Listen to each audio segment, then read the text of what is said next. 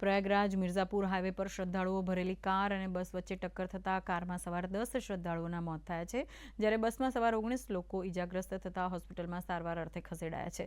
શુક્રવારે રાત્રે 2 વાગ્યાની આ ઘટના છે. પોલીસના જણાવ્યા અનુસાર કારમાં સવાર શ્રદ્ધાળુઓ છત્તીસગઢના કોરમા જિલ્લાના રહેવાસી હતા. તેઓ મહાકુંભ જઈ રહ્યા હતા. તે દરમિયાન મધ્યપ્રદેશથી આવી રહેલી શ્રદ્ધાળુઓ ભરેલી બસ ટકરાતા કારના ફૂરચે ઉડી ગયા હતા. રાષ્ટ્રપતિ દ્રૌપદી મુર્મુ અને યુપીના મુખ્યમંત્રી યોગી આદિત્યનાથે એક અકસ્માતની ઘટના અંગે દુઃખ વ્યક્ત કર્યું હતું. एक बस और बोलेरो आमने सामने आ गई, जिसमें टक्कर हुई। यात्री बस से प्रयागराज से मिर्ज़ापुर की तरफ जा रहे थे और बोलेरो में कुछ लोग 10 लोग सवार थे, जो कि छत्तीसगढ़ से प्रयागराज की तरफ आ रहे थे। इस घटना में जो बोलेरो में सवार 10 व्यक्ति थे, उनकी मृत्यु हो गई है।